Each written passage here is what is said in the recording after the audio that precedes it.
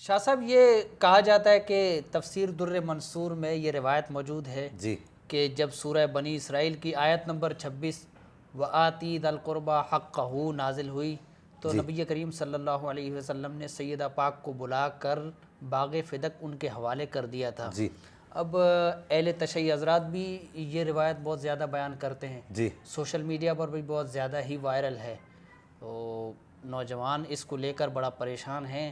آپ بتائیں کیا یہ روایت درست ہے؟ بسم اللہ الرحمن الرحیم۔ شیخ صاحب دیکھیے، سب سے پہلی بات اس ضمن میں یہ یاد رکھنی چاہیے کہ کسی بھی روایت کا اہل سنت کی کتاب میں آ جانا اس کے مستند اور معتبر ہونے کی دلیل نہیں ہوتا، اور یہ اس بات کی بھی دلیل نہیں ہوتی کہ اہل سنت کے ہاں اس روایت کو بطور حجت کے مانا جاتا ہے، یا فریق مخالف کسی اس طرح کی روایت کو پیش کر کے اہل سنت کے عقیدے پر یا اہل سنت کے معاملات پر جی یا اہل سنت کے معمولات پر کوئی اپنی طرف سے قدغن لگانے کی کوشش کرے گا، جی تو مخالفین چاہے وہ کسی بھی دھڑے کے لوگ ہیں، چاہے وہ اہل تشیع ہے، چاہے وہ خوارج ہیں، چاہے وہ نواسب ہیں، کسی بھی دھڑے کے لوگ ہیں، ان کو یہ بنیادی قاعدہ یاد رکھنا چاہیے کہ کسی بھی کتاب کے اندر کسی روایت کے آ جانے سے اس روایت کا مستند ہونا ضروری نہیں ہوتا۔ صحیح۔ اب آ جائیے اس روایت کی طرف۔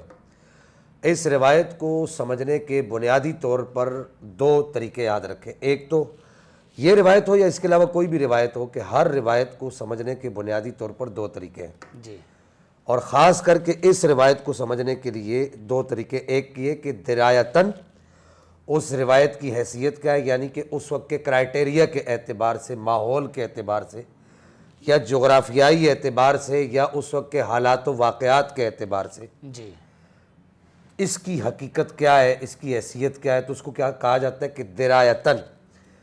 اور دوسرا کہ روایتاً اس کی اپنی حیثیت کیا ہے، یعنی کہ اس کے راوی جو اس کے اندر موجود ہیں، جی جو لوگ اس کو روایت کر رہے ہیں، ان کی اپنی جو حیثیت ہے وہ کیا ہے۔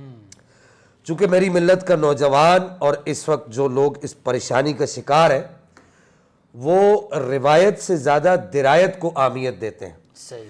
تو سب سے پہلے میں یہ بات آپ سے ہی سوال کرتا ہوں، آپ کے توسط سے یہ بات سننے والوں کو سمجھ آ جائے گی بالکل۔ اب یہ جو آیت کریمہ آپ نے پڑھی ہے، یہ آپ نے خود کہا کہ یہ سورہ بنی اسرائیل کی آیت ہے، جی اور آیت نمبر 26 سے سورہ اسراء بھی کہا جاتا ہے اس کو۔ جی اب آپ یہ دیکھیے، سورہ بنی اسرائیل یہاں سے شروع ہو رہی ہے، یہ کیا لکھا ہے سورہ بنی اسرائیل؟ سورہ بنی اسرائیل مکیہ۔ سورہ بنی اسرائیل مکیہ۔ اب یہ درایتاً اس کو سمجھیے، صحیح۔ بالاتفاق، بالاجماع، جی یہ جو آیت کریمہ ہے اس آیت کی آیت نمبر 26 ہے، اور اس پر سب کا اتفاق ہے کہ یہ آیت کریمہ نازل ہوئی ہے مکۃ المکرمہ میں۔ صحیح۔ اب میں آپ سے اگلا سوال کرتا ہوں، آپ خود اس کا جواب دے دیں گے، مسئلہ حل ہو جائے گا، 2 منٹ میں مسئلہ حل ہو جائے گا۔ جی اب آپ یہ بتائیے کہ خیبر کب فتح ہوا ہے؟ مکہ میں فتح ہوا ہے یا مدینہ میں فتح ہوا ہے؟ خیبر تو مدینے میں فتح ہوا۔ مدینہ میں فتح۔ اچھا، مدینہ میں آپ کے ذہن میں کوئی خد و خال ہو کس ہجری میں فتح ہوا ہے؟ 7 ہجری۔ 6 یا 7 ہجری؟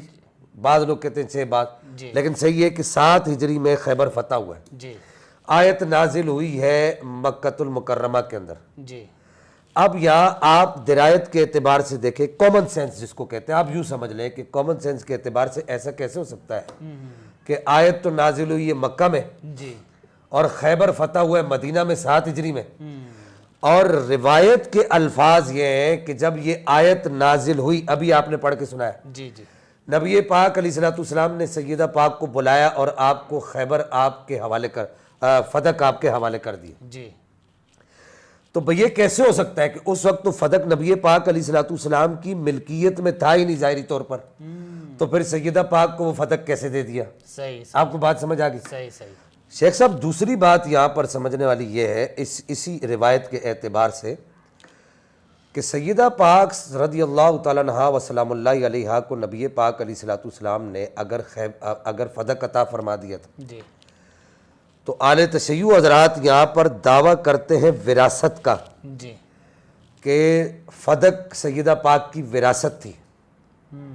اگر یہ سیدہ پاک کو نبی پاک علیہ السلام نے عطا فرما دیا تھا تو پھر تو یہ سیدہ پاک کی ملکیت ہو گئی، جی جو چیز ملکیت میں آ جائے وہ وراثت میں نہیں آتی، لہذا یہ روایت اس اعتبار سے بھی غلط ہے، صحیح، اور جو لوگ اس روایت کو لے کر اہل سنت پر اعتراض کرتے ہیں صحیح، ان کو پہلے یہ تو طے کر لینا چاہیے کہ فدق کے بارے میں ہمارا مقدمہ کیا ہے۔ جی، ہم فدق کو سیدہ پاک کی وراثت سمجھتے ہیں یا سیدہ پاک کے لیے ہم فدق کو ان کی ملکیت سمجھتے ہیں؟ اگر ملکیت سمجھتے ہیں تو پھر وراثت کا دعویٰ غلط ہے، اور اگر آپ وراثت سمجھتے ہیں تو پھر یہ روایت کیوں پڑھتے ہیں آپ؟ صحیح، لہذا اس سے بھی آپ کا یہ جو روایت پیش کرنا ہے، جو روایت آپ نے پڑھی ہے، یہ بالکل بوگس ہو جاتا ہے، ختم ہو جاتا ہے۔ اگر یہاں پر یہ کہا جائے کہ یہاں پر ایک بات آگے کی کرتے ہیں یار لوگ، زکروٹا صاحب یہاں پر آگے کی بات کرتے ہیں، وہ یہ کہتے ہیں کہ جی اصل میں آیت تو مکے میں نازل ہوئی تھی اور نبی پاک نے فدق جو ہے سیدہ پاک کو مدینے میں دے دیا تھا۔ صحیح، اچھا یہ بات ہے، تو روایت کے الفاظ کیا ہیں؟ آپ نے کیا پڑھے ابھی روایت کے الفاظ؟ روایت کے الفاظ یہ ہیں کہ نبی جیسی آیت نازل ہوئی تو نبی پاک نے سیدہ پاک کو بلایا، جی جی، اور بلا کر فدق آپ کے حوالے کر دیا۔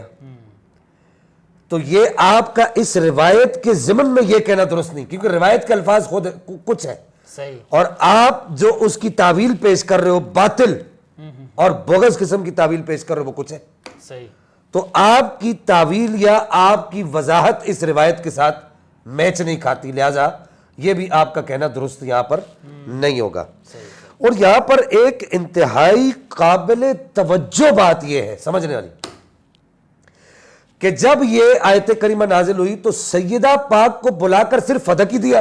ایک بات، نبی پاک علیہ السلام کی وراثت میں، آپ علیہ السلام کی ملکیت میں اور بہت ساری چیزیں تھیں، ہاں، صرف فدق ہی دیا؟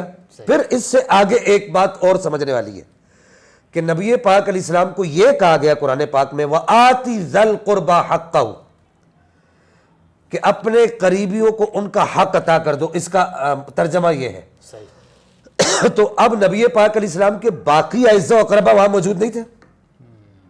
آپ کے چچا موجود تھے، آپ کے چچا زاد بھائی موجود تھے، جی آپ صلی اللہ تعالیٰ علیہ وبارک وسلم کی دیگر بنات موجود تھیں، جی، جو معتدل مزاج اہل تشیع علماء ہیں وہ مانتے ہیں کہ نبی پاک علیہ السلام کی 4 بنات ہیں۔ جی جی، تو باقی بنات کو نبی پاک علیہ السلام نے کچھ نہیں دیا، یہ تو آپ علیہ السلام پر الیاذ باللہ ثم الیاذ باللہ اعتراض ہوتا ہے کہ آپ علیہ السلام نے حق دیا لیکن حق نہیں دیا۔ یہ تو وہی بات ہو گئی، صحیح، یعنی حق دیا لیکن حق نہیں دیا، یہ تو بالکل وہی بات ہو جائے گی۔ اور پھر سب سے بڑھ کر یہ کہ اس وقت جب یہ آیت کریمہ مکہ میں نازل ہوئی، سیدہ پاک کی عمر مبارک بہت کم تھی۔ جی، اتنی کم عمر میں سیدہ پاک رضی اللہ تعالیٰ عنہا وسلام اللہ علیہا آپ کو فدق کس طریقے سے نبی پاک علیہ السلام نے دے دیا، ان لوگوں کو اس روایت کو اس اعتبار سے بھی سمجھنا چاہیے۔ پھر یہاں پر ایک بات، اگلا جو 5واں جو اسٹیپ ہے درایت کے اعتبار سے، وہ یہ کہ اہل تشیع حضرات کہتے ہیں کہ سیدہ پاک نے حضرت سیدہ ام ایمن اور مولا علی کو بھیجا دربار خلافت میں کہ جاؤ میرا حق لے کر آؤ، میری وراثت لے کر آؤ۔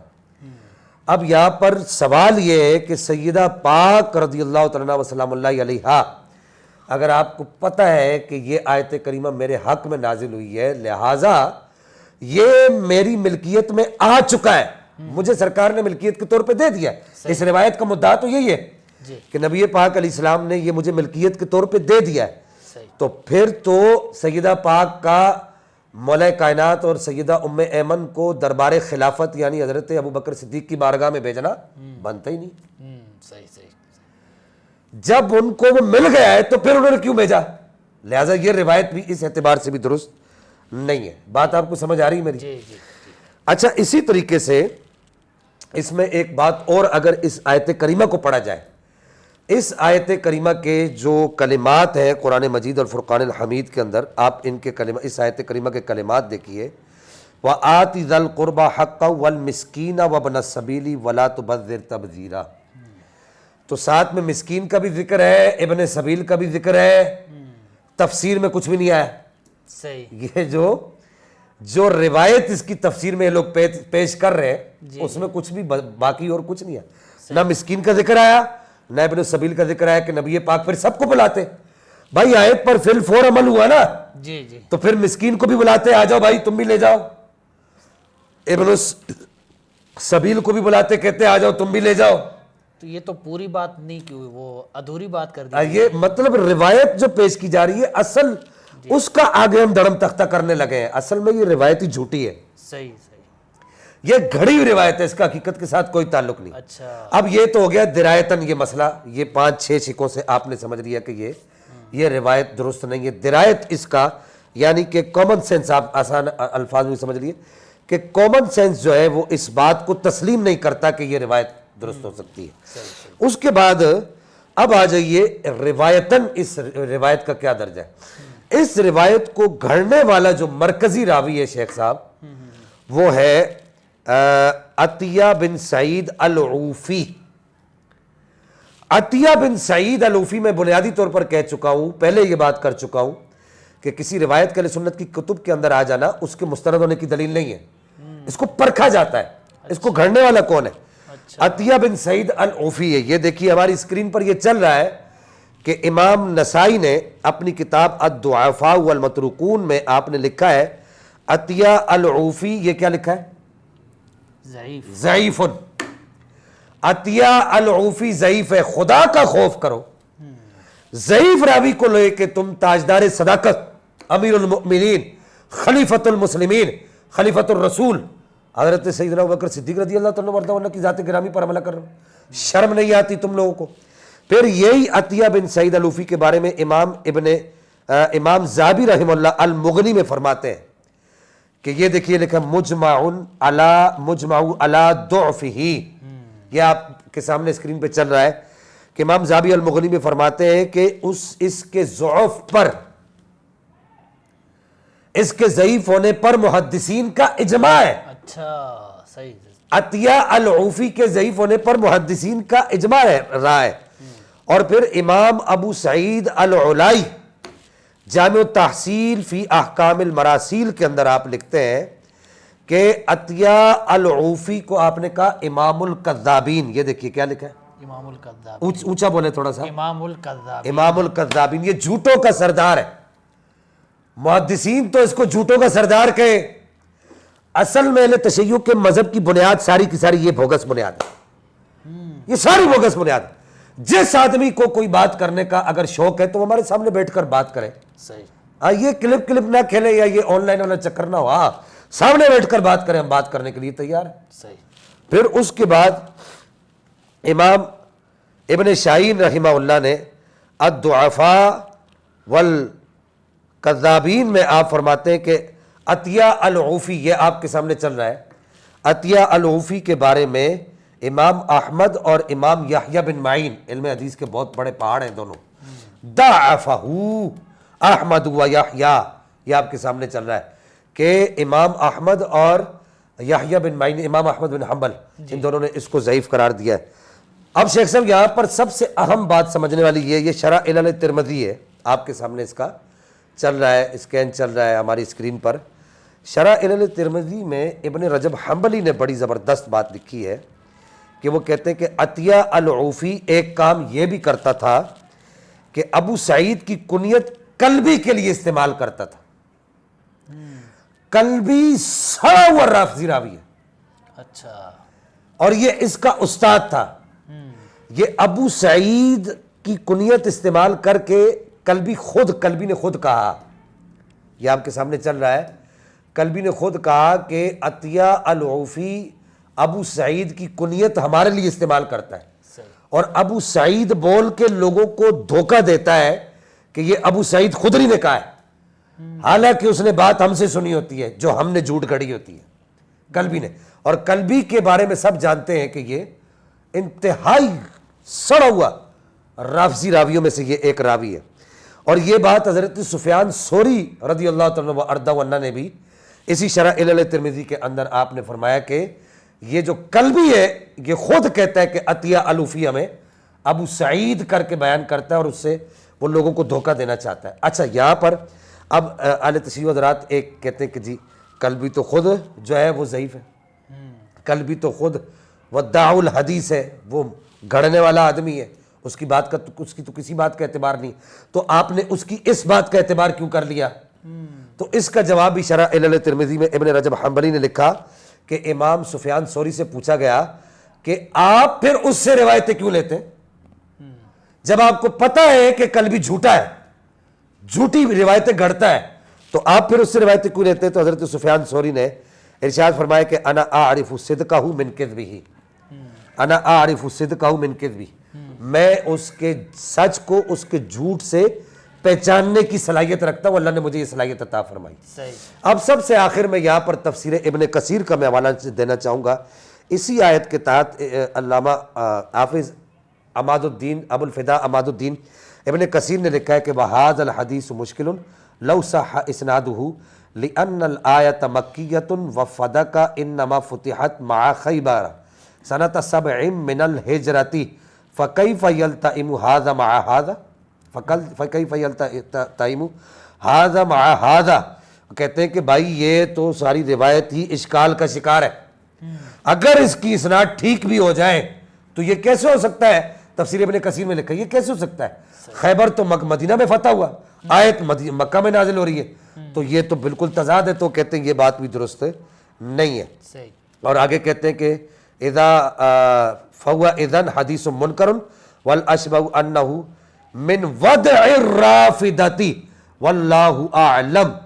وہ کہتے ہیں کہ صحیح ترین بات یہ ہے کہ یہ جو روایت ہے یہ روافظ کی گھڑی ہوئی روایت ہے، تو یہ اس روایت کا سارا دھڑم تختہ تھا جو ہم نے کر دیا۔ اللہ جل مجد الکریم کی بارگاہ میں دعا ہے کہ پاک پروردگار روافظ کی ریشہ دوانیوں سے اہل السنہ کو محفوظ فرمائے۔ وآخر دعوایا ان الحمدللہ۔